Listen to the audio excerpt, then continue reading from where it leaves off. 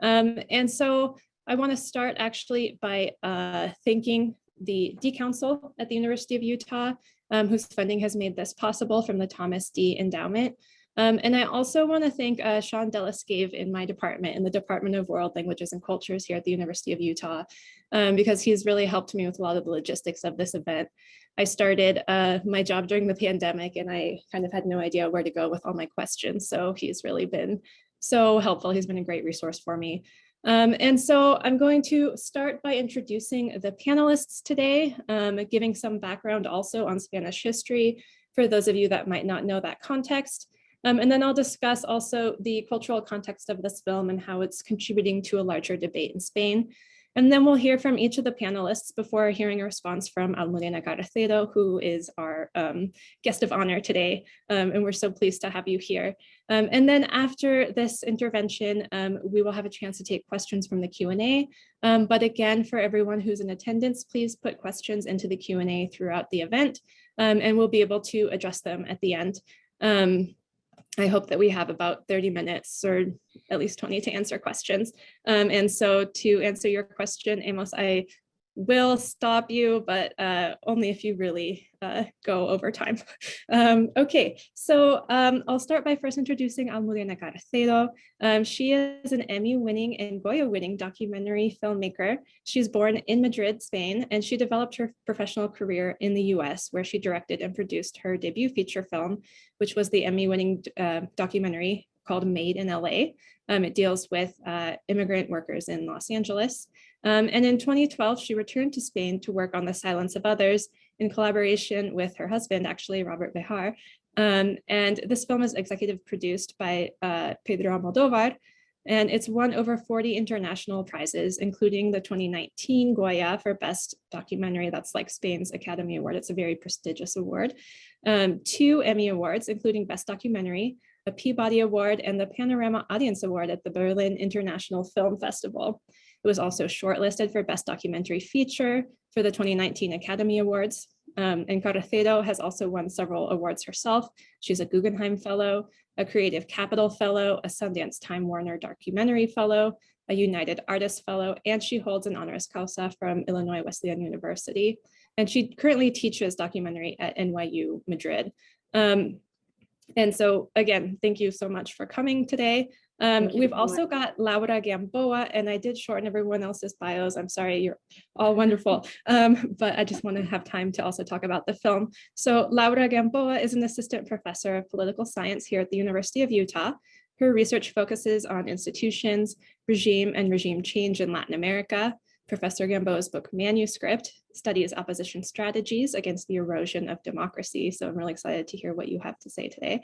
And her writing has been published in numerous venues, including Comparative Politics, Latin American Research Review, Political Research Quarterly, and Terrorism and Political Violence. We also have Amos Guiora, who is a professor of law at the S.J. Quinney College of Law at the University of Utah here. In addition, he is a distinguished fellow at the Consortium for Research and Study of the Holocaust and the Law at Chicago-Kent College of Law. He's also a distinguished fellow and counselor at the International Center for Conflict Resolution at the University of Pittsburgh. Professor Guiora has published extensively both in the US and on issues related to national security, or in the US and Europe on issues related to national security, religion and terrorism, the limits of power, institutional complicity, and human rights. His most recent book, just out, Armies of Enablers, Survivor Stories of Complicity and Betrayal in Sexual Assaults. Julia Ault is an assistant professor of history at the University of Utah.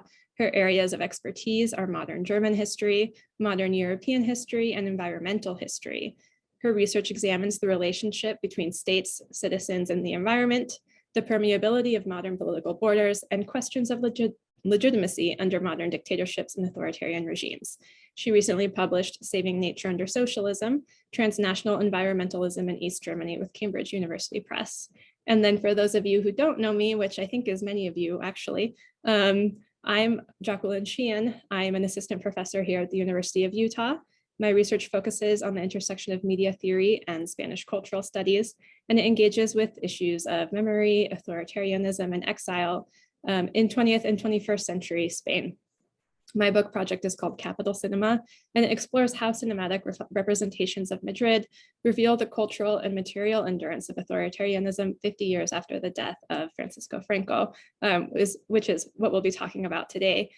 So I'm going to give a little bit of background on the historical context for this film. And for those of you who haven't seen it yet, if you're University of Utah affiliated, you can watch it through the library. Just put it in the search bar and you can watch it streaming. And if you're not, it's actually available on Netflix as well. So you can watch it that way too. So just to give a little background here, historians often refer to the Spanish Civil War in the late 1930s as the dress rehearsal for World War II, because it centered around similar ideological conflicts. But unlike elsewhere in Europe, fascism prevailed in Spain, and the country fell under the military dictatorship of Francisco Franco, which lasted nearly 4 decades. According to the historian Paul Preston, the Franco regime is responsible for some 600,000 deaths that occurred during the Civil War, a 3-year conflict that began as a coup d'etat in July 1936. After the war, another 200,000 Spaniards were sentenced to death, and thousands more were executed extrajudicially without any kind of process. So this doesn't include the hundreds and thousands of political prisoners and the more than 500,000 Spaniards who were forced into exile. And the dictatorship was repressive in other ways too.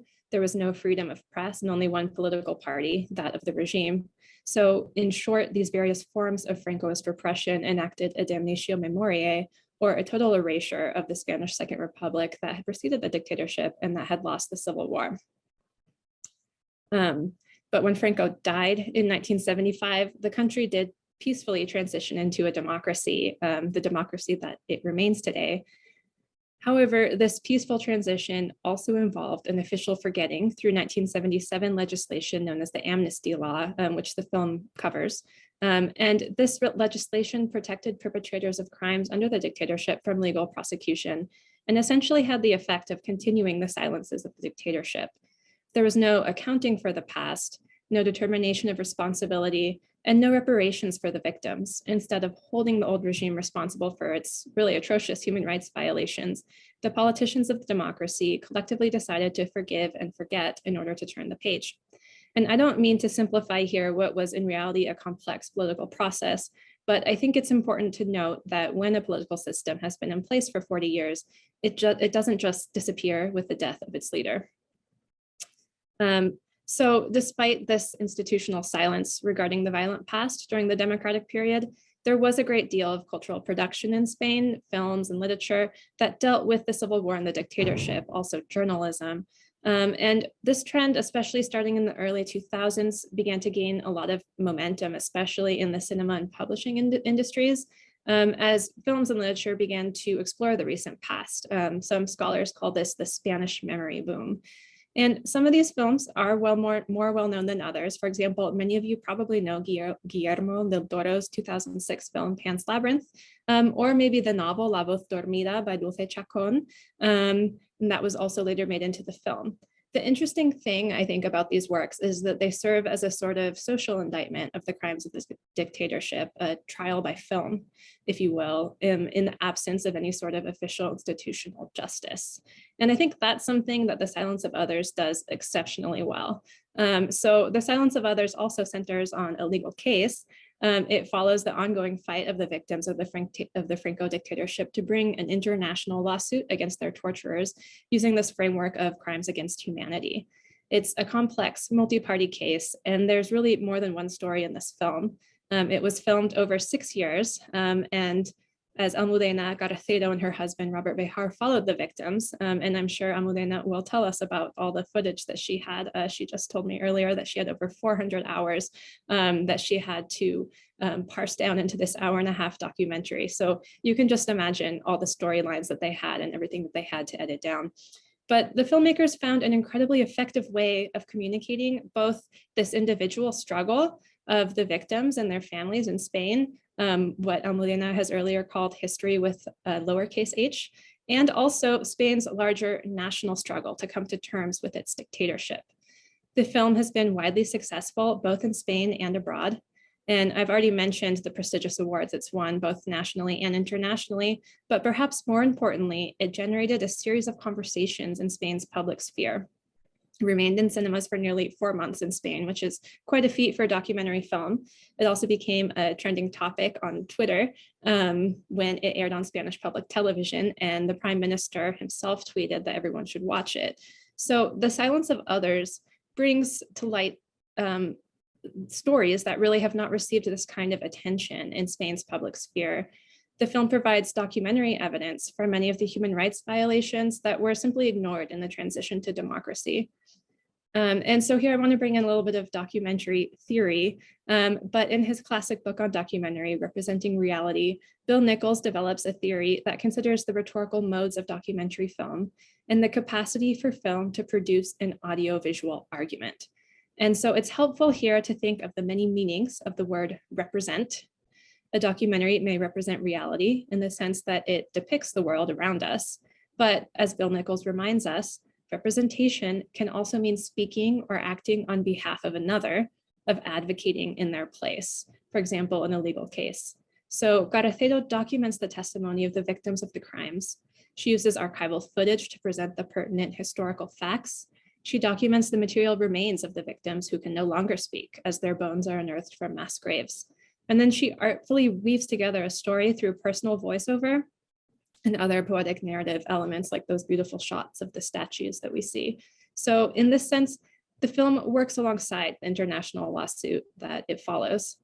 And one of the things that the human rights lawyer says in the film, and we discussed this in my class earlier, Anna Mesuti, she says, there are many protagonists in this case and time is one of them. And that was a line in the film that I thought was really important. Because sadly, during the film, the charismatic Maria Martin dies. And then later, Chato, Jose Maria Galante, has recently died during the COVID-19 pandemic. And his torturer as well, Antonio Gonzalez Pacheco, alias Billy El Nino, also died during the COVID-19 pandemic. So this brings me to the question, what does justice look like when time has passed? When there's no one left to be held responsible? When there's no one left to indemnify? Perhaps it's not about the results of the case, but the larger changes that they animate. The Silence of Others documents the testimony of the victims, creating a record so that their stories live on. And I think in this way, the film speaks to the transgenerational nature of these struggles, the way in which the present generation of the democracy remains indebted to the past. And it reminds us that there's so much more to be done here. So I just want to thank again Almudena for creating this wonderful film and starting a wonderful conversation that really has international dimensions. So I'm going to pass the baton on to Laura, because I'd really like to hear your take on this from your Latin American perspective. And so, yes. Also, thank you, Jacqueline, for inviting me. And thank you, Almudena. The film is absolutely amazing. I love it, and I will use it in the rest of my classes. I enjoyed every second of it. I wanted to talk a little bit about this as a scholar of democracy, right? And so I wanted to talk a little bit about what sort of we called as the third wave of democracy across the world. So Spain was one of the first countries to start what we called the third wave of democracy, which was a wave of transitions from authoritarian rule across the globe, right? Like, and this was massive. If you see the numbers, this is just like a sea of change, right? One of the most successful, and I say successful in quotes, sort of forms of this transition happened with what we call pacted democracies. And these pacted democracies is what Jacqueline was talking about, these very complicated sets of agreements that usually involve giving some kind of amnesty to dictators and the members of dictatorships in exchange for them to stepping down. That's pretty much the underlying logic of this, right? And pacted democracies include El Pacto del Olvido in Spain, but also Ley del Punto Final in Argentina, Ley de Amnistía in 1978 in Chile, and so on and so forth. You can see them all over the place. Originally, scholars would thought about these pacts as very useful, right? Because pretty much what they did is deter any reversal of democracy. So you have this very fragile democracy, and then you're preventing the military to take back power just by telling, we're not going to prosecute you. But what we have found as scholars of democracy and transitional justice is that in the long term, really lack of any kind of lack of memory, reconciliation, transitional justice, it only endangers these very democracies that we're trying to protect. And excellent examples of these are not only Spain, of course, but Mexico and Brazil, right? Where dictatorial governments have committed massive human rights abuses for decades. In the case of Mexico, 70 years. And these have not been even recognized or investigated, with incredibly severe consequences. So one of the first consequences that this has is that it fosters sort of post-transition violence and instability, right? What we have found out is that if you don't create some kind of, if you don't force the perpetrators to accept their crimes and ask for forgiveness and retribute the victims in some kind of way or shape or form, kind of alliances between criminal groups and members of the dictatorship just remain in place, right? And so Mexico is the perfect example for these, where sort of members, governors, especially at the local level, like governors, mayors that were affiliated with the PRI, never, like the PRI just lost the election and just life moved on as usual, right? And these were the people who had assassinated opposition members, tortured them, disappeared them.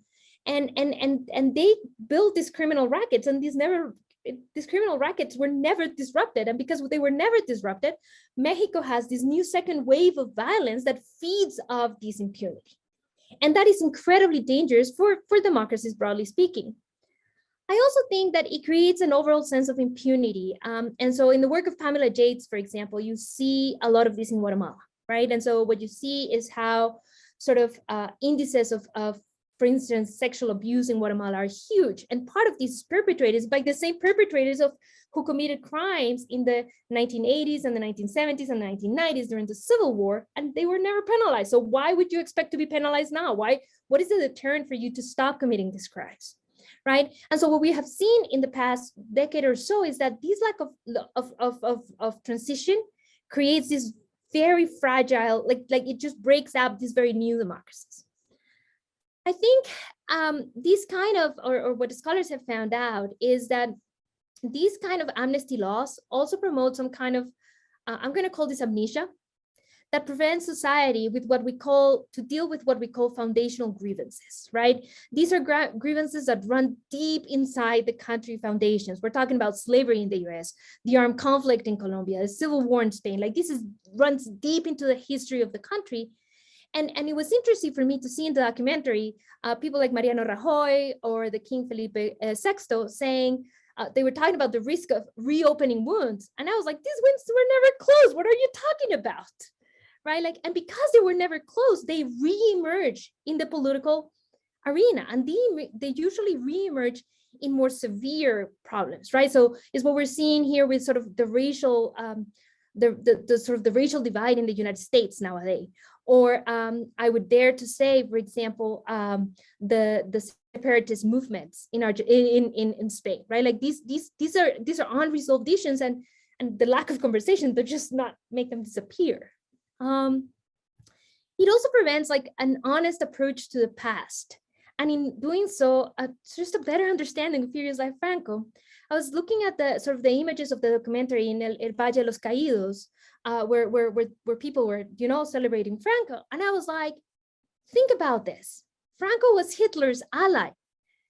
Yet today it is okay to be Franquista in ways that it is not okay to be a Nazi. Like, this is not okay. Nobody is openly a Nazi. I mean, yes, there's neo-Nazis and, they're growing and so on and so forth, but it's not okay. Like, it's not something we just gather together in a plaza to celebrate, right? And it's just very, very shocking. And of course, there's also the fact that these kind of unresolved problems permeate the way we see crime and punishment, which is kind of the third item that I think is incredibly important and is very visible in the film. So the example I usually use with my students is sort of the problems with sort of crime and punishment in the United States, and how Black Americans are how the system is completely biased against Black Americans, mostly because we never had a conversation about what happened in the South and lynching and the terrorism against Black Americans. But in the film, and I didn't even know this happened. So this is really like, I had to stop the film for a second.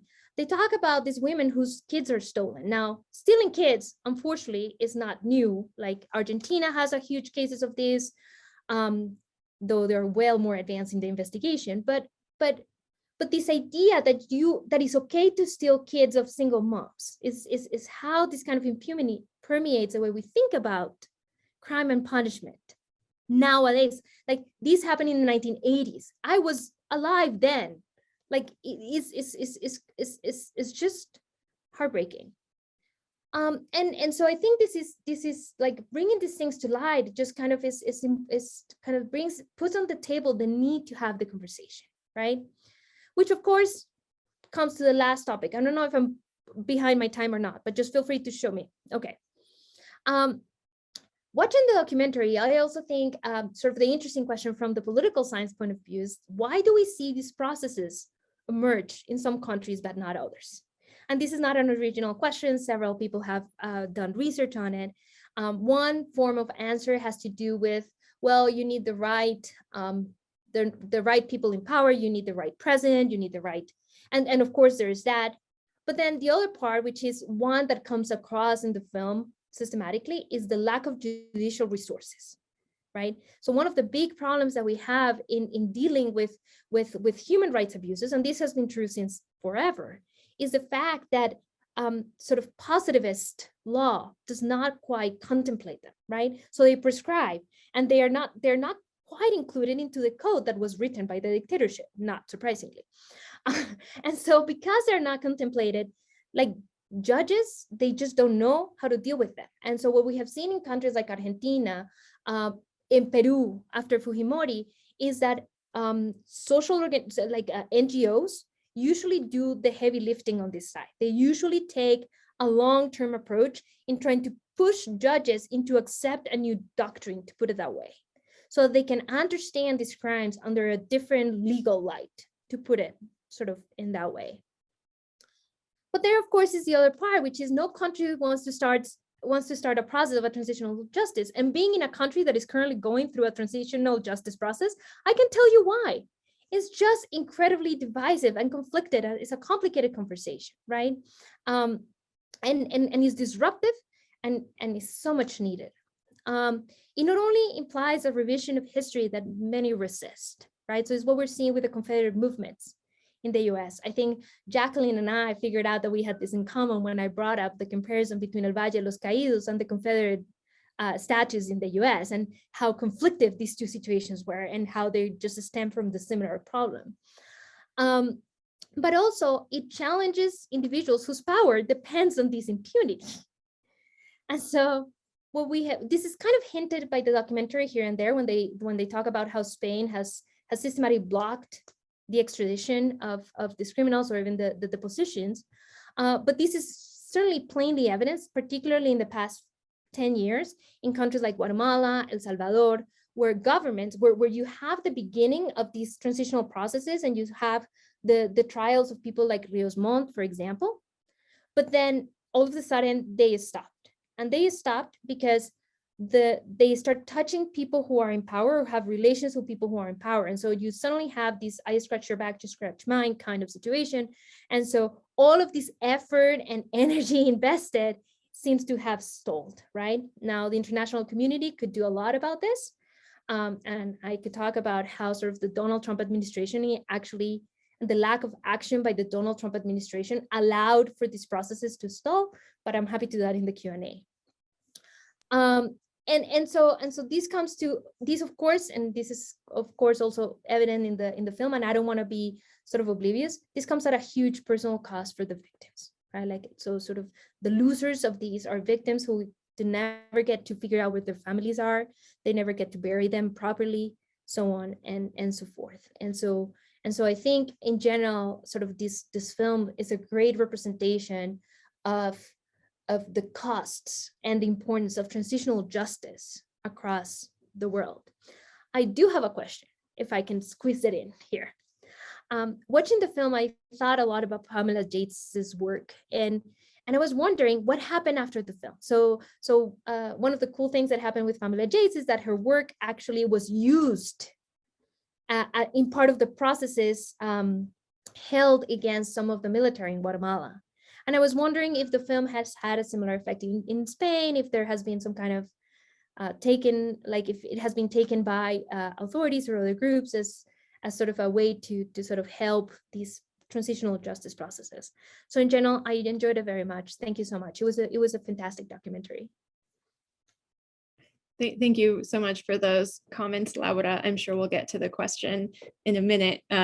And Almudena, I think, has a lot to say about the effects of the film. So we'll move on to Amos Guiora now. Thank you so much for being here today. Can't wait to hear what you have to say. Thanks for having me. Good afternoon, good evening, good morning, wherever you are in the world. I'm going to hold myself to exactly 10 minutes. And Jackie, if I go a second over it, cut me off because I want to be very respectful of everybody's time. So 10 minutes exactly. I begin with the following. I am not a film goer. I think the last movie I saw probably was Mary Poppins. But I have to say that I watched this film. Every compliment that you've been given, every award you've won, every word of praise you've received, well earned, well justified. But you don't need to hear that from me because I am not a film person. I viewed it through a very specific lens, 3 lenses. One, without too much about myself, I'm the only child of 2 Holocaust survivors. So I view anything like this through the lens of the Holocaust.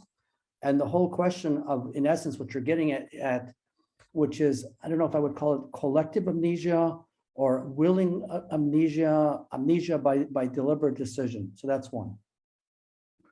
2, I saw where everybody wrote where they are. So I'm actually in Israel and I've been involved. I live in Israel. I commute to Salt Lake City, but I've been very involved in the Israeli-Palestinian conflict for years, both engaged in counterterrorism. And also I've been very involved in the peace process since 1994, officially and unofficially, which is relevant to this. And the third lens is, indeed, as Jackie mentioned, my last book is Armies of Enablers, and the previous book was Crime of Complicity, the Bystander in the Holocaust. I spend most of my day dealing with writing about sexual assault survivors, but it's not about the sexual assault that is of interest to me. It's the role of the enabler and the bystander. Also in the context of institutional complicity. And in many ways, your film, which is beyond powerful, actually touches on all 3, because you can't look at the Spanish Civil War, indeed as the run-up to the Second World War, without, at least for me, having the Holocaust run through your mind. Obviously, the Israeli-Palestinian conflict, and hopefully, one day we'll solve the damn thing. And 3, the role of the bystander and the enabler.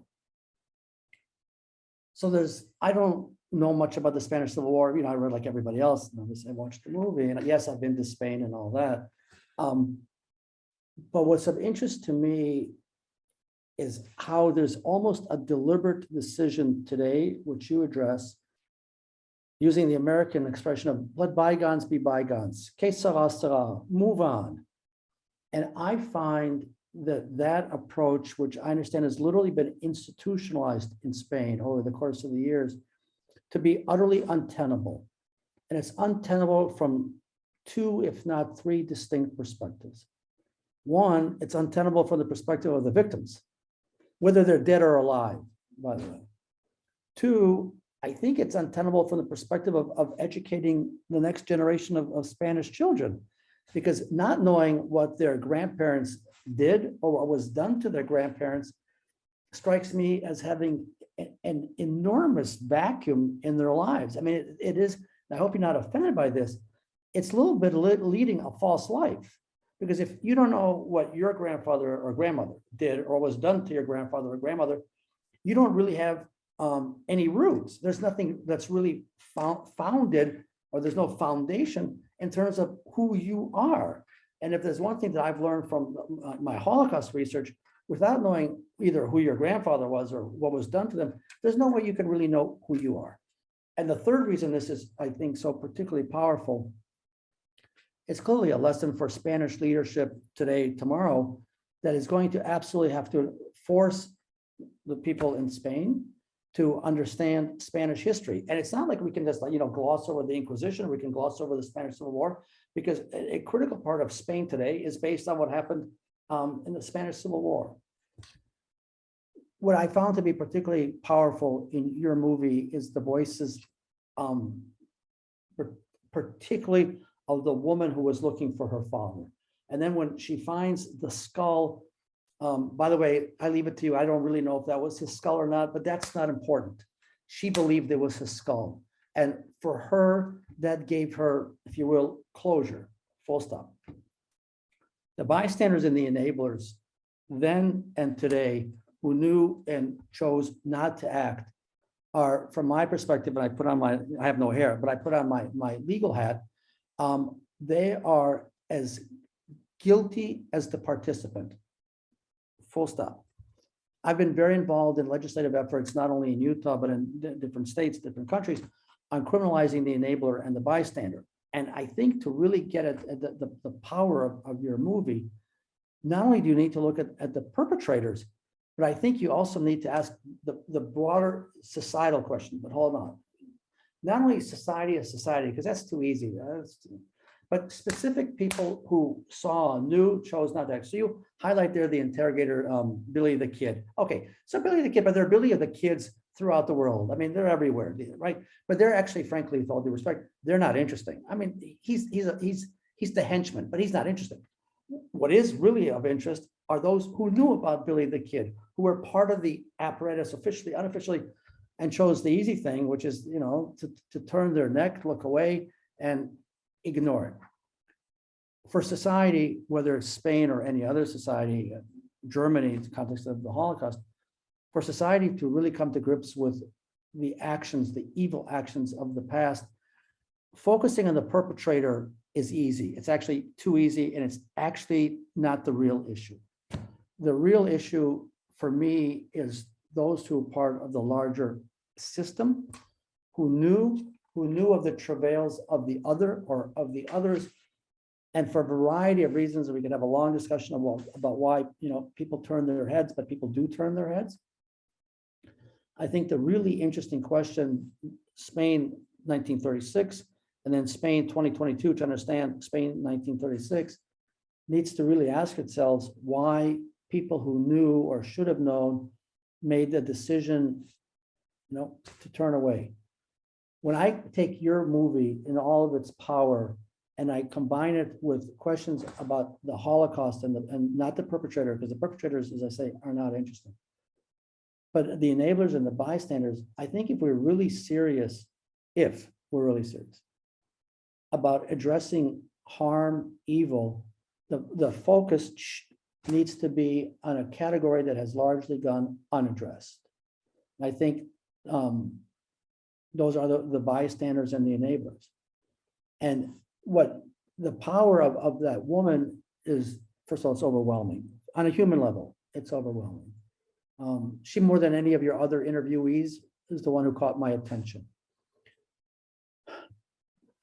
But her pain, to understand her pain, obviously her father, but it's actually, she's articulating, if you will, a broader societal pain. And I think that because you were able to capture that, I have no idea if this woman has ever thought about bystanders, enablers. I mean, I don't know if that's part of the Spanish legal jargon, if that's part of Spain's society today. I mean, I have no idea.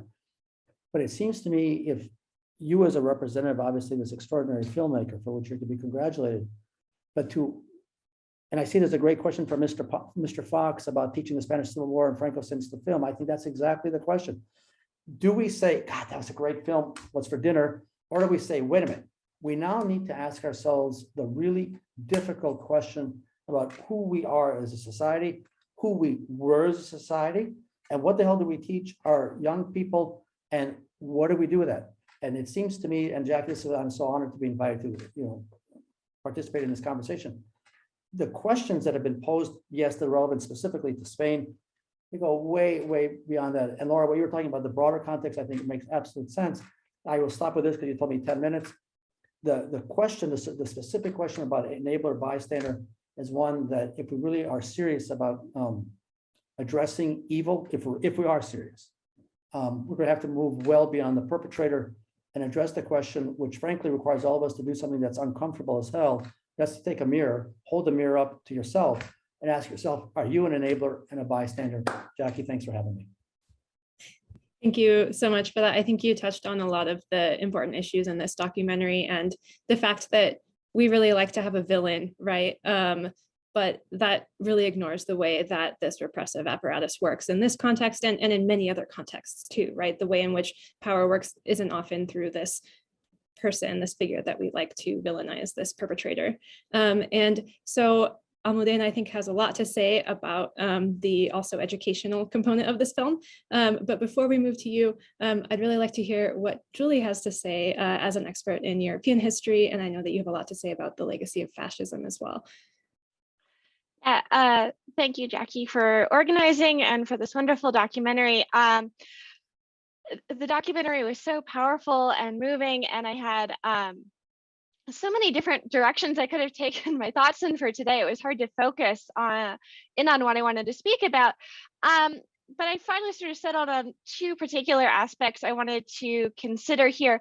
One is to place Franco in a little bit of context in the 1930s and compare him to other fascist and right-wing movements in Europe at that time. And then second, to contemplate a little bit legacy and memory of Franco's dictatorship and dictatorships more generally. And Jackie, I'm so glad you did a little bit of history, because I was like, I can't touch on everything here. But basically, right, when Franco stages a coup in 1936 and attempts to overthrow a democratically elected government, he's part of a larger trend of right-wing coups in Europe. You know, it coincides with the rise with a new form of nationalism or right-wing movements, fascism in Europe in the 1920s and 30s. And of course, there are particularities to every national case, and virtually every country in Europe had some sort of fascist-like movement at that point. But, you know, just hone in, right, on Mussolini in Italy, Hitler and Germany, and then Franco in Spain, right? We see similarities, you know, aside from the particular national cases, that they were all anti-democratic. They're all built on a cult of personality. They're all anti-communist, and they're all socially conservative by and large. And a lot of this is a response to political turbulence in the 1920s and 30s throughout Europe after World War I, and also cannot be ignored, the uncertainty of the Great Depression in the 1930s.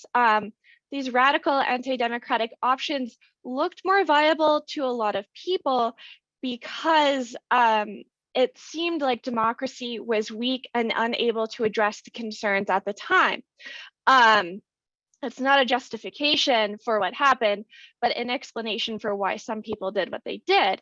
And what I want to say then in relation to that is that these national right-wing movements are not happening in isolation, but very much in concert with one another. You know, as came up briefly in the documentary, Mussolini and Hitler are sending aid to Franco in the Spanish Civil War. Mussolini sent troops. Hitler tested out the Luftwaffe at Guernica, right, that he'll then use in World War II. And of course, then there are also, quote, more mundane connections, such as the one doctor in the documentary who justified taking babies, right, had studied eugenics in Germany, right? And so drew on that training to justify his later practices that went on for decades. I do want to highlight some differences in the Spanish case from the German or the Italian. The German is what I know best, of course, as a German scholar. But first, in neither Italy nor in Germany were there civil wars to defend the democratic system. Their transitions to fascist dictatorship were relatively peaceful. They did not result in a 2.5 to 3 year civil war that pitted neighbor against neighbor. And so, you know, you have very widely variable estimates of how many people died in the Spanish Civil War. And Jackie, you talked a little bit about that earlier. And then many, many more who flee at the end of it. But the history of the Civil War creates a somewhat different domestic context than the German or Italian cases. And then secondly, right, Germany and Italy then instigated the Second World War, which Spain largely remained out of. And there are a couple of different upshots from that. One is that, you know, Franco remained in power for decades after the end of World War II until his normal death in 1975, whereas Mussolini and Hitler, you know, well, Mussolini is killed and Hitler commits suicide, that, right, this creates different generational dynamics, the longevity of the Francoist regime, and that's not in any way to diminish the violence that Mussolini and Hitler wrought on Europe, and particularly in the Holocaust, right? I'd also say that what is interesting here about the Spanish case, as opposed to especially the German case here, is that there was no outside force that stepped in at his death or at the end of World War II in the case of Germany, to require some type of confrontation of the past.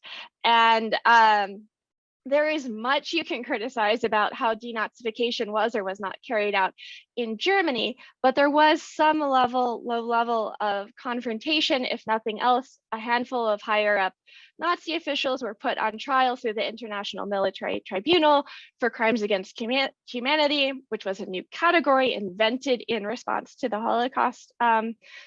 And then also, right, there's more mundane things such as changing street names, and people with ties to the Nazi party were temporarily removed from positions of authority. That, of course, is in many cases undone in the years that followed as Germans sought to rebuild society, and the Allies were not willing to carry through with their removal or absence from power. And so that incompleteness of denazification in Germany actually led to a second wave of coming to terms with the past, or you have a nice, lovely long German term called Vergangenheitsbewältigung in the 1960s, and specifically West Germany here in the Cold War context, that the generation of 1968, those born after World War II by and large, rebelled against their parents and confronted their parents' involvement in World War II and the Holocaust. And the best way to really infuriate your father in 1968 in Germany is to ask, what did you do on the Eastern Front? And that's not to say that that memory work has been perfect in Germany by any means, but I think what we saw in the documentary is that this is still a process that's ongoing in Spain for a number of reasons. That the dictatorship lasted longer, that there was the amnesty law, and then the lack of turnover among political and judicial leadership, among other reasons.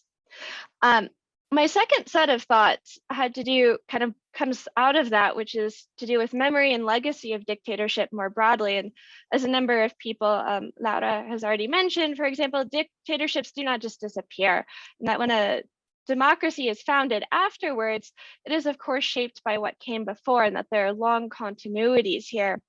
And so in the documentary, for example, we see very clearly that mentalities and policy and people did not evaporate or change overnight, but that the systems of violence and oppression continued both through the people in authority, but also in the pain and the suffering of the dictatorship's victims, both those who died and for those who are related or connected to those who died, and then of course those who were oppressed or tortured in other ways. And actually, I hadn't anticipated to see this connection, and that's maybe my own blind sight. But in some ways, I was reminded as much of the collapse of the communist bloc in Eastern Europe at the end of the Cold War in terms of this lack of political turnover, where there are a lot of individuals who temporarily disappeared from politics or just proclaimed new values, but in fact had been in leadership positions under communism. And I'm thinking like of Romania here, for example. But while they asserted new values of democracy and capitalism, many of those same people hid or undermined calls for transparency about the past, which, in some cases continues very much to this day. So yeah, those that suffered under Franco, or thinking of my own research about communism, they were supposed to forget what had happened to them and to their families and to just move on. But their whole lives had been lived in the shadow of these crimes committed under dictatorship that didn't end for them, in 75 or in 89, but that the past is still very much present for those who are oppressed, imprisoned, and tortured. And so I guess sort of to conclude, my plea here is not to consider the past as a discrete time or period that has ended, but that it continues to shape the present, both through remembering and through the gaps that forgetting leaves and the stories that it attempts to ignore. It's still there, whether people talk about it or not. And so part of what was so powerful to me about The Silence of Others was that it shines light on these difficult stories that are hard to hear, but so very important to understanding the present. And that as the generation of victims pass away, the memory, but also, to borrow a term for Holocaust studies, the post-memory is incredibly important for those who didn't personally experience it, but who their families and their communities are shaped by those who did experience it, and that this legacy carries on with their descendants. So thank you. It was very powerful to watch, and I'll stop there.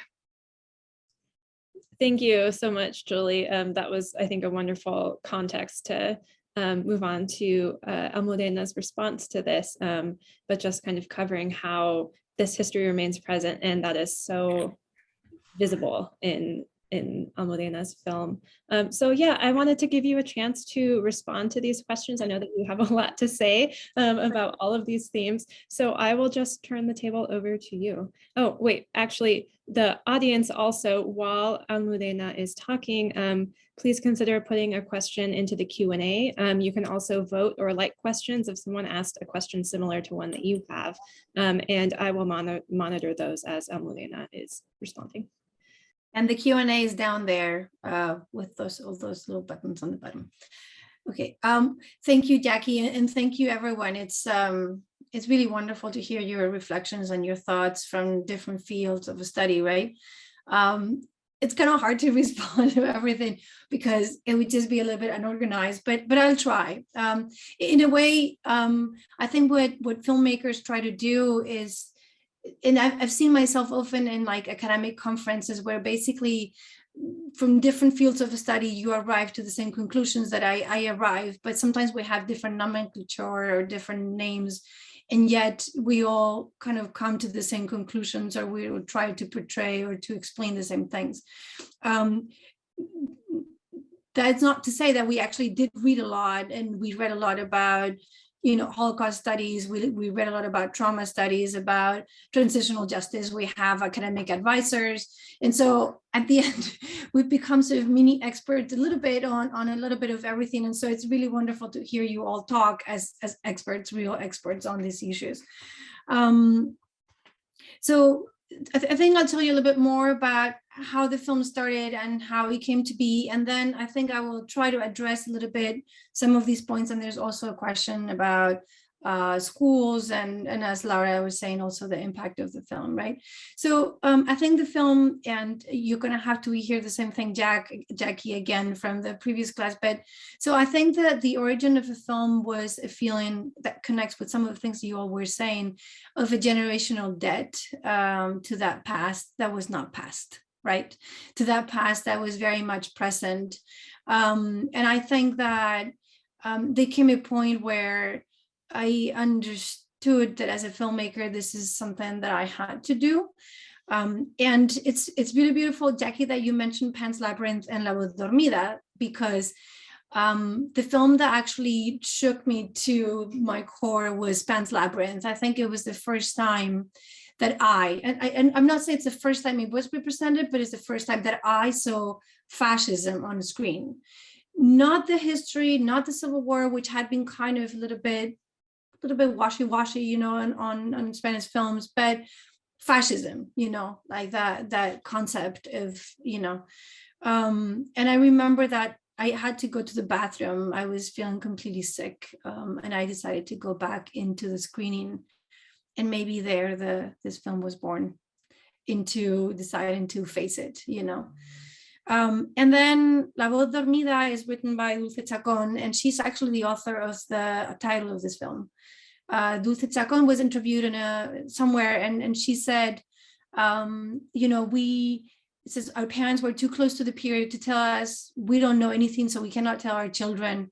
And she says we are the generation of the silence of others.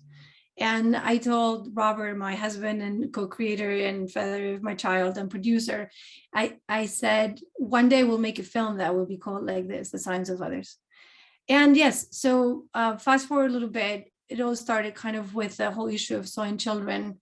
I was a new mother, and it kind of hit me a little bit that this was the next thing to do, that maybe this was the end goal to actually look at a very complicated thing. Because what we wanted to do is, as most of you have mentioned, right? What we wanted to do is to look at the legacy, what we call the shadows, right? What is the legacy? What are the shadows of that past? And I think that then in terms of political objective with the film, or social objective, or impact campaign with the film, the fact that we centered and focused on the present was probably key to the success of the film as well. Because in Spain, the past is questioned. Like the past, there's not one past, there are many pasts. And so it depends on who writes about it. There's one past or the other, right? But what couldn't be questioned was two things, was the present, right? Like we are in this situation right now. It is a fact that there are mass graves for hundreds of thousands of people. Maybe, the estimation is 140,000, but we don't know. So that's not questionable. It's not questionable that there are thousands and thousands of Estonian children, that there are thousands of people who were tortured, whose tortures are in the street. That is a fact. It's not an opinion, right? And the other thing that we were trying to do is to tell this very complicated and political and social and historical story, right? But through the voice, the point of view and the lens of those who lived it. We didn't want to interview experts or those who led the transitions, the founding fathers of the democracy. We wanted to go directly to the individuals who experienced it, and then to those who fought for democracy, right? As Jackie was saying, history with a small h, like the the collecting of all those small histories that form history, right? And in that sense, it's a little bit of oral history, right? Like that's how the story is told through the point of view as well. And I think that our goal, and this is something that came from Made in LA, our previous film, where I think our biggest struggle was how to reconcile the personal and the political. And this was a big question. Like in our previous film, I remember I went to interview Howard Zinn, whom I adored, and Noam Chomsky. And then when we finished the film, I emailed them. I said, at the end, you're not in the film, because we kind of left the experts on the subject, which are the immigrant women who are living it. And they both said that's wonderful, and so having gone through that experience, we wanted to start this film understanding very clearly how the political was going to be conveyed through the personal lives, right? How it was embodied, right, in the lives, in the stories of these people who at the same time had the big, huge responsibility, in a way, that are given this big responsibility in the film to represent thousands of others, right? Hundreds of thousands rather. And so what I was saying is that part of the objective also of doing it through human voices, through human views, through their human experience rather, is to also generate empathy. And I know there's a lot of debate about whether empathy works or not works. I have seen it. I've seen people in Q&As being moved, and I hope moved to action, only not just of recognizing or putting yourself in the shoes of, but actually saying we have to do something, right? So in the sense of solidarity rather than this otherness that can happen sometimes when we see someone else suffering, right? So in that sense, all the policies and politics in the film are really embedded in a way, right, in the characters. I think also our way of working as filmmakers is that we are very close to our characters. We become very much part of their movement, of the struggle. In this case, we filmed them for 6 years, so they're completely used to the camera. They just basically, I did the camera in both cases, in both Made in LA and The Sons of Others. So basically they are talking to me.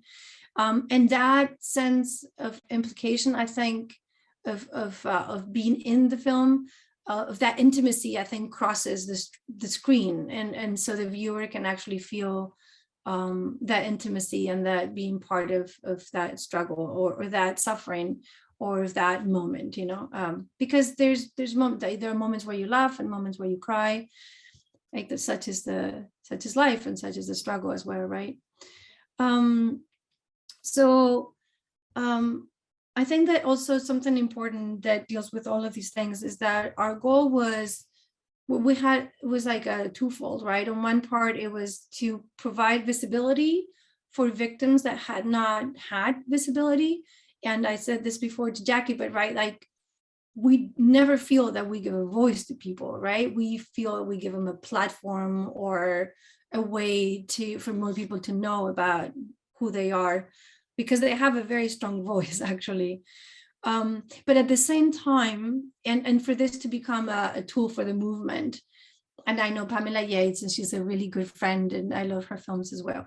And she supported The Sons of Others quite a bit. But also our goal was to reach beyond the choir, right? That this film had to be seen by more people than those who were represented in the film, by more people than those who were already fighting for democratic memory, however you want to call it, right, in Spain.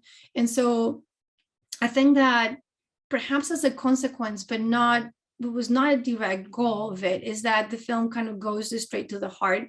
And here I always like using this Zapatista motto, actually, is a motto, right, like a lema, which it says from the heart to the head. And I always thought I really like that. It's very probably postmodern. It's not like the usual political thing, but I like the idea that going from the heart, you can actually get to the head and think about it.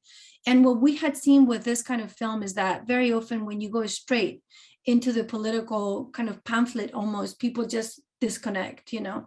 And so we needed to go in a different way to be able to reach beyond the choir and to reach all those who didn't understand why this had to do with them, those bystanders, right?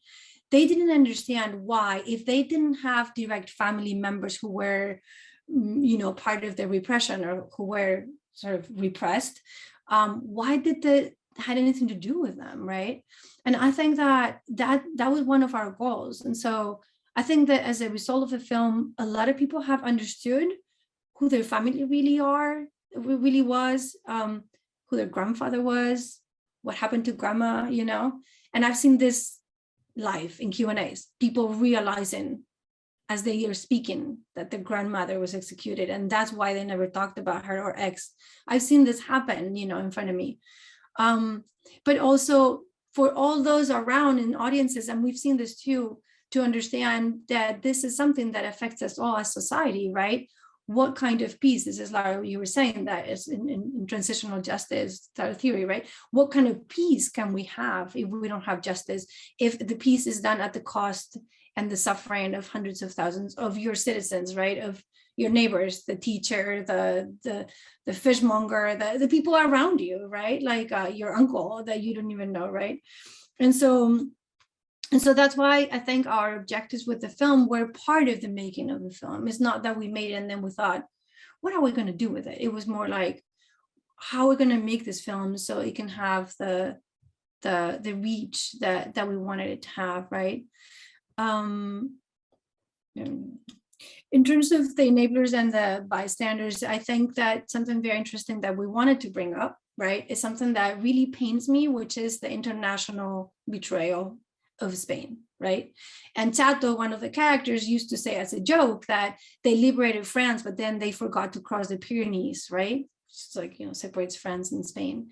And so kind of we were left with this sort of like gentle dictator, this idea of a gentle dictator who was still massacring people, right? And something that we struggle with in the film in terms of who was the antagonist, right? Because you were talking about the bystanders, but so are those, how do you make them antagonists in the film, right? So we had two choices. I'm kind of going through different things. As you can see, it's not very organized because I'm responding, but so a lot of filmmakers who came to Spain to make a film about Spain used to go to the Franco Foundation, and that was kind of like the visible face of Franco, right? And then they would say these things. And we did go to the Franco Foundation as well. And then we thought we weren't going to use it. But then one day we understood that, and this was actually discussing, like, we had so many feedback screenings with all types of scholars, right? That the problem with our film is that our antagonist was not a person. Our antagonist was an entire system. It was an entire society. It was a whole set of politicians. It was a whole set of businessmen, normally men, actually, you know. And so our antagonist had to become something bigger. It was a collective antagonist of bystanders, of people who participated, of people who benefited. Probably what's not in the film is the economic sharing of this pie. I think if I regret anything, that should be in there, but probably it was too much. But right, like who benefited economically from the transition as well. But so in that sense, the antagonist becomes all of us. And there's even one sequence with one of the protagonists who wonders, right? It's like, we all stayed silent, you know? What happens when we all stay silent? What happens around us, right? Even though she had all the right to stay silent because she had lived a clandestine life without, you know, having been able to see her children for many years.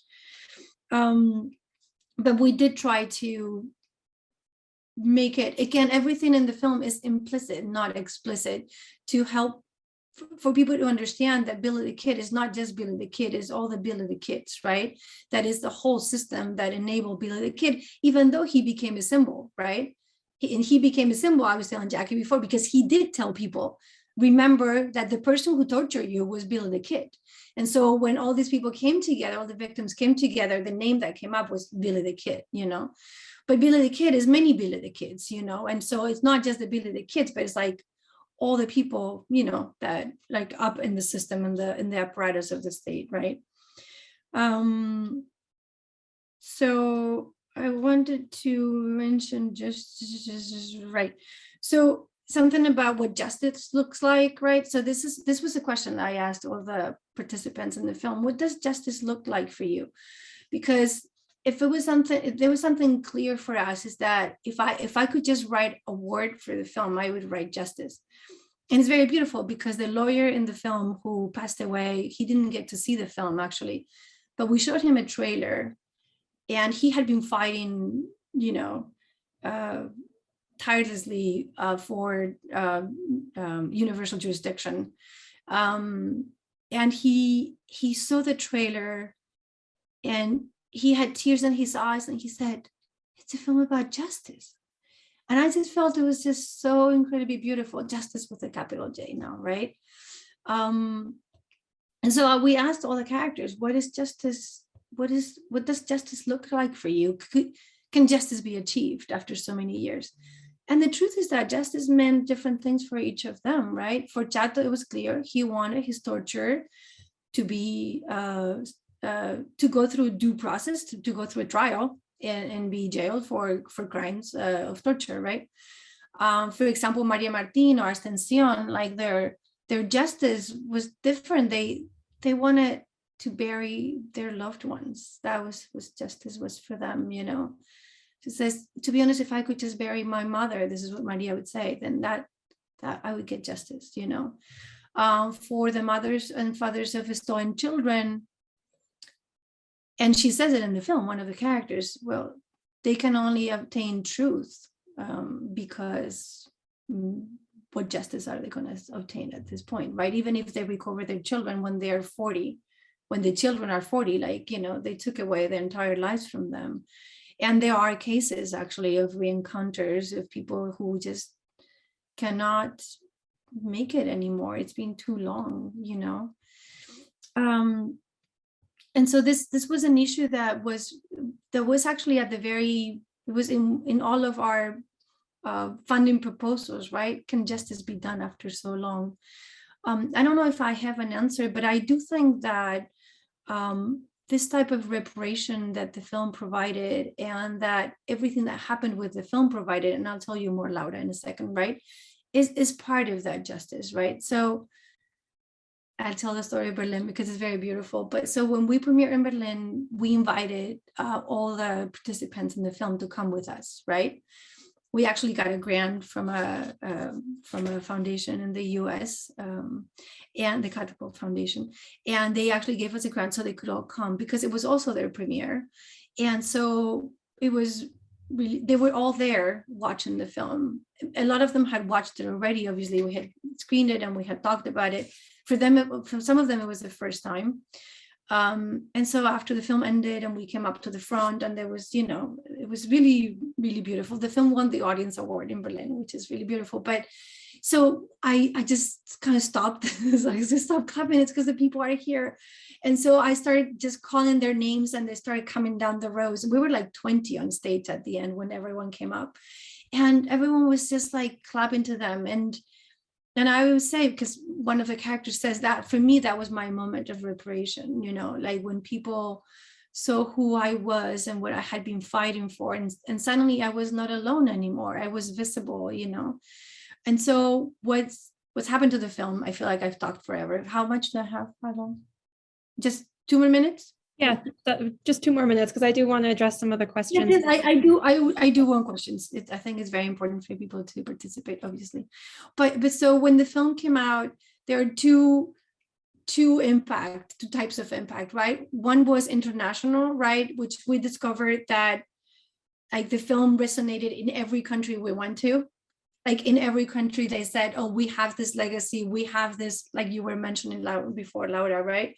We have these things that we haven't discussed. We have this genocide. We have this, you know. And so it suddenly became like a really good tool for a proxy conversation, right? Like in Lebanon, for example, or like I'm just in Colombia. And we went all from like, you know, screenings in schools and centers all the way to the UN headquarters, because we screened the film with the UN Rapporteur for Truth, Justice, and Reparation, which is who was Argentinian, but the previous one in the film, Pablo de Gref, he's Colombian, by the way. And then the impact in Spain is a little bit what Jackie kind of said before, so I don't want to repeat too much, but I think that the film kind of became a tool for the movement, as I was saying, for visibility, but at the same time, for some reason, it was able to reach those wider audiences. And we started seeing that in theaters. Then we saw that in the TV broadcast that was the best sharing of this little cultural public channel in like 5 years, with a documentary on human rights, on Franco, basically on Franco crimes. The kind of social mobilization that happened around it, people putting posters on their hairdresser, like people printed things because we provided things, and people would print things, and like the kind of mobilization, this being #1 trending topic on Twitter is just a small thing, right? But this kind of mobilizing, I need to drink water.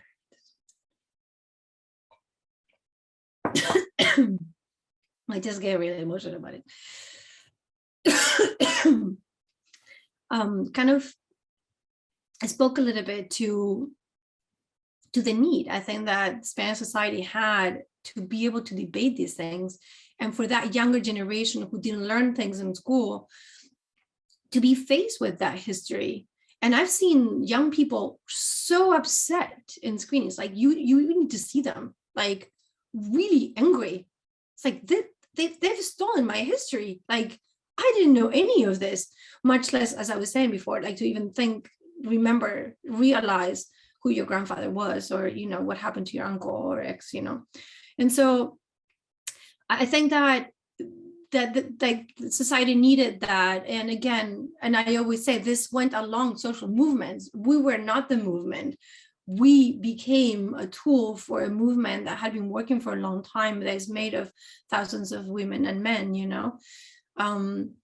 But I think that, and I cannot go too much in detail, Laura, but if you go to the silenceofothers.com, there's a section for impact where you can read kind of a little bit more in detail what happened and how we did it. And I mean, all the way to now, where the film has become kind of like a cultural reference when people talk about it, when people discuss issues of like even the new law of democratic memory, like the first thing people put there is Maria Martin by the road. That's the sort of the image, right? And there's memes made of it. There are like all sorts of images. And so I think that in that sense, that generational debt that I had feels like, well, I did my part. Like Spain is slowly waking up like the German society did in 68. It's taken us a long time, but I do think that we are there, that we are on the path of remembering, that we are on the path of trying to figure out what we make of ourselves as a society can in the today, right? Like, why do we have hundreds of thousands of people in mass graves? Why do we have these tortures? Why do we have these mothers and fathers still looking for their children? And I think that's a big question of the film, like why now? Not why before, but why now, right? What do we do as a society with that? So I don't know if I answer everything, but I tried. Yeah, I think you did a great job, because we brought up a lot in our responses to your film. I mean, your film just is so generative, as you've talked about at so many levels. And so I think this is really reflected in how you've described its reception in Spain and abroad. And we have several questions actually from the audience that have to do with these themes as well. So I'm going to start with a question from Beth Gibbon, who was actually one of my students. And then I think it does kind of touch on this question in the chat also from Derek Renicky. So I think that both you and Amos Guiora will be able to speak to this question a little bit. So Beth's question is for you particularly, Almudena, for how have you been impacted by the issues which are addressed in the film? Having grown up in Spain, what was it like to discover the amnesty law and all it decided to forget and cover up? But I think this also speaks a lot to this question in the chat also about this emotional work and how important it is. Here it says it's important that we work through difficult emotions from the past and not let bygones be bygones.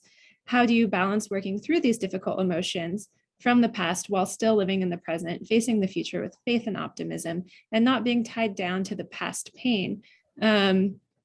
We can't live in the past. We need to live facing the future with faith. All right, I think I just read that. While still learning from history and working through past things.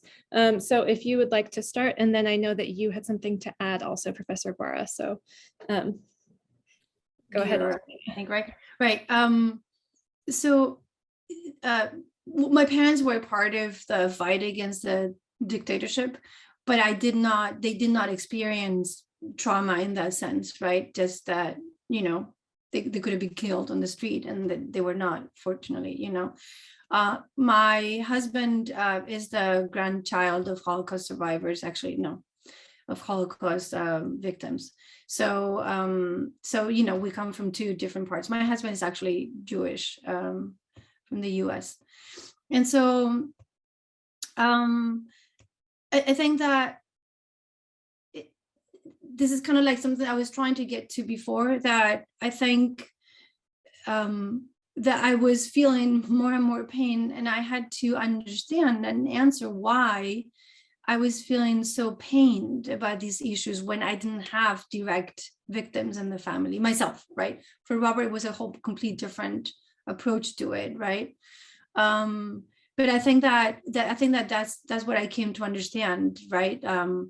That I just felt pained as a society.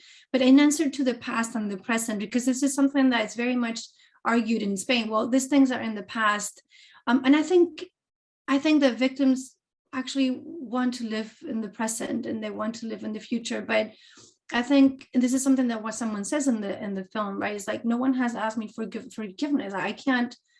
It's very hard to close, and this is a personal choice, right? Of every victim. How do you close? If you close, and how do you live in the present? But I think what's clear to me, society-wise, right, is that if you don't deal with the past, you just cannot be able to work, to function in the present. If you have all these victims that haven't had any redress, which is what societies, right, have a rule of law, right? So if you commit a crime, you have to pay for it, right? So, however, if you commit a genocide, then that's fine, you know. And so I think that I think it felt to me that society-wise, we have to deal with what happened in the past so that we can understand ourselves in our present. We can understand who we are, especially now with the rise of the extreme right in Spain. I mean, we have tons of kids who are voting for the fascist party right now. So the only way I have, or I know, I hope that, I'm sure there are other ways, is to actually learn from our past so that we can understand how to live in the present. That's my answer, but I'm sure each of you will have a better one. Amos. So terminology is interesting. My 90-year-old mother, who is literally the Budapest version of Anne Frank, hiding in the attic, twice taken to be shot, twice saved at the last moment, doesn't define herself as a Holocaust survivor. She defines herself as a Holocaust victor, which I find to be particularly interesting. She also is a firm believer in never forgive and never forget. My late father, who was a psychologist who would have found your film very interesting, was willing to forgive, not willing to forget. One of Mr. Renke's question, which is a great question, the only way I can try to explain where I'm coming from, and maybe this will answer your question. Of the, who knows how many survivors of Larry Nassar and Catholic Church and Penn State and Michigan and on and on and on, who I've interviewed. One of the most compelling interviews I had was with a woman named Tiffany Thomas Lopez, who was sexually assaulted by Larry Nassar 150 times. And we were Skyping, it's not important where she lived, and I was here in Israel, and all of a sudden she grabbed her throat. And it's very uncomfortable to be Skyping with someone who's choking because I'm here and I don't know how to dial from Israel, 911, whatever the hell it is, and wherever she lives, like I'm going, what do I do? I'm not gonna be a bystander, right? And I'm like, what is wrong? She's choking, literally choking. And she can't pronounce my last name. She can't pronounce Guiora. So she calls me Mr. G. And she says, Mr. G, this is how I wake up every morning for the last 20 years. I was like, what do you mean? And she said, they are choking me. This goes exactly to the film. I said, who's choking you? And she said, the enabler, not Larry Nassar. She said, Larry Nassar was a dweeb. He's not relevant to anything. It's the bystander who is choking her. And I said, like, what does this mean in real life? And pardon my English, and pardon my English, and pardon my English. We're all adults. It's in my book. Actually, this was to be the title of the book. She says about the enablers, not the perpetrators. Quote, they super fucked me. And I think that goes to the essence of the question of who really is responsible. And I think in terms, again, in the film, and I'll stop here because others have important things to say also. Billy the Kid was a piece of shit, but he's just a henchman and part of a system. It's the system, and I see that others have asked about how do you go about teaching and discussing this? And what really needs to be addressed is the system and a society that enable the system. And you know, Julie, you mentioned, you know, Germany. For my book about the Holocaust, I've been to Germany. It's a long, complicated story about Israelis like me who won't go to Germany, but I went for research purposes only, right? And I've been told by Germans of my age that 1968 was the critical moment because they said to their parents, where the hell were you? And I think that for them, it was critical in the same way that I hope that your film forces Spaniards to at least ask themselves, where was the dearly departed family member? And what do I learn from that? And if that question goes unanswered, then nothing will have been learned. And we'll sit here. I mean, I'm the oldest person here by about 20 years. We will sit here in 20 years' time, and there'll be somebody else who'll make an exact film like this, and nothing will have changed. And the time has come to grab the bull by the balls and ask these super difficult questions. And for that, ma'am, you are to be commended and honored. Thank you. Yeah, thank you for that response. We're also watching this film in my graduate course, and one of my students who is here, Eric, asked, is it too late already that this film has been made? And I thought the question really impacted me actually as I was reading his reflection today. And I haven't read all the students' reflections yet, but I'll read them before we meet for class. So that was one of the questions that kept coming up. And I think maybe for these victims or survivors or victors, that perhaps it is too late, but I think it's a generational question. As Julie mentioned, as we've talked about already, I think it is a generational question. And I think this really gets into what both Lily Ryan and Allison Lutz have asked here in the chat. Allison asks this question I think is really interesting. I wonder if there's a sense of shame or guilt amongst Spanish folks who view this film and how this guilt affects their response to this history and the pursuit of justice. Because I think so much of the questions that the film raises has to do also with a larger context, as Lily talks about here, this kind of call to action, which might be received differently in different places. She asks, how is this call to action received differently among international audiences?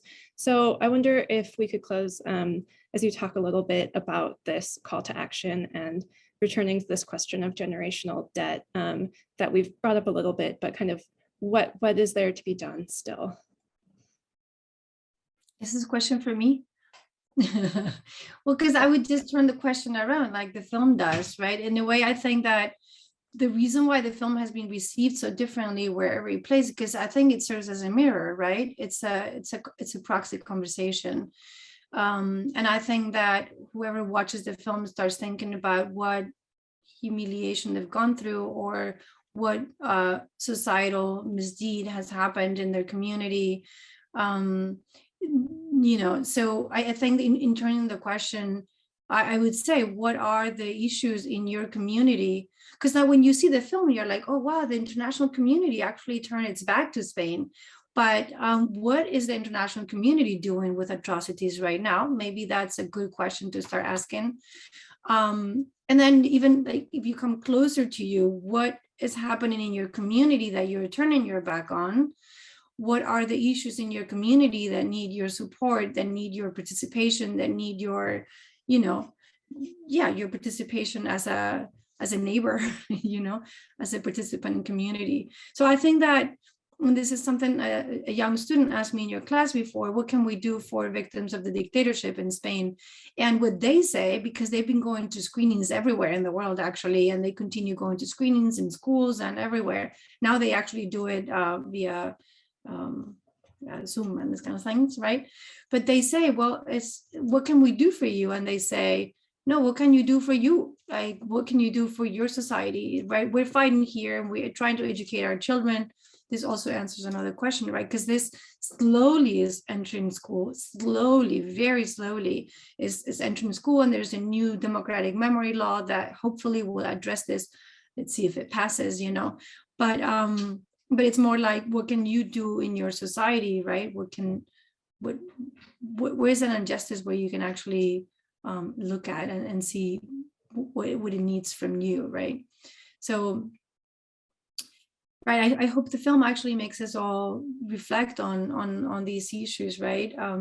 Obviously, it's very complex, and we try to bring into an hour and a half so many different themes from many humanities sort of like fields.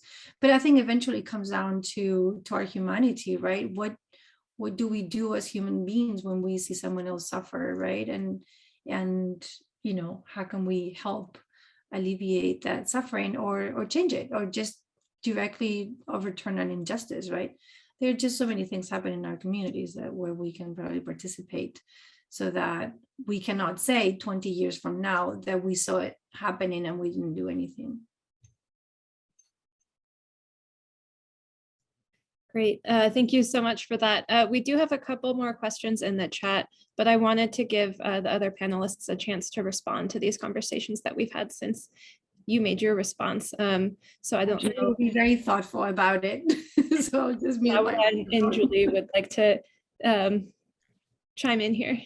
So if I may, I have a couple of thoughts. I think, I don't know how each one of you saw this film. Of course, I saw it both from my political science, but also as my Colombian background, right? And so one of the things that is striking for me is Colombia has grown with this. As a Colombian, I grew up, and I mean, I know this is not necessarily true, but I grew up with like Spain is like the goal. Like, this is where we're going, right? Like, we are a bunch of global South countries, and Spain is kind of like not. And of course, right, once you start looking into the history and the problems, this is a very basic problem that, not for nothing, several Latin American countries have at least attempted to resolve, right? And so one of the things that I would sort of tie up into this idea of call for action is, I think we tend to see these films, documentaries about what is happening somewhere else without kind of bringing these to the attention of what is happening here, right? And so to the question of whether it's too late, I would say there's a very complicated conversation to have in this country about slavery and, you know, racial injustice and how this translates today, and refuse to have this conversation. And we try to have this conversation and people are like, no, we're not going to have it. We're just going to knock it down. And so I think one of the lessons of the film is, what are the conversations that we're not having, right? And why is it so hard to give these conversations? In Colombia, for example, is a conversation about the armed conflict. It's a 60-year-old armed conflict in which you have victims that were also perpetrators who were also victims. Like, you have pile upon pile upon pile. And so it kind of brings you into why it's important to have the conversation, but also why it is a hard conversation to have. Even if it's hard, we need to have it, because otherwise you're not moving forward. Like, slavery keeps popping up in this country and it has been 200 years. Like it's just never too late. Thank you. Julie, I don't know if you had a last word. I don't think I'm ready for that. No, I think, you know, what's really important here is, from my perspective, right, to underscore the individual suffering and the humanity of it. And that, you know, there are these larger systems at play, and right, as Laura and others have suggested, that they exist in different forms in many different places. And, you know, to get at Amos's point about enablers and bystanders, is what role do we play in that in our own lives, and not just see this as something that happened at another time and another place, but relate it back to our own lives more broadly. Yeah, and I think that's so much of what this film does. So we are pretty much out of time. So I wanted to thank you all so much, Professors Ault and Gamboa and Guiora, for coming today. It has been such a pleasure to meet some of you for the first time and to continue a dialogue that a few of us have already started too. And then a special thanks to Almudena Carracedo, who has got this conversation starting with her film. And I think it's a conversation that's going to keep going wherever this film is seen. I think it's so important. And I just want to say thank you again for this fantastic work that you've done. Thank you, Jackie. We can't wait to see what you do next. Yeah, me too. But thank you everyone for participating, and also thank you everyone for coming to this Q&A. I know we didn't get to answer all the questions, but thank you all for being here, and thank you, Jackie, for organizing this, which I'm sure was not that easy. So thank you. All right, and thank you to all the attendees again. You'll receive an email, hopefully, if I figured it out, with the recording in a few days. All right, thank you again, everyone. Bye. Muchas gracias. Gracias. Adiós. Chao. Ciao.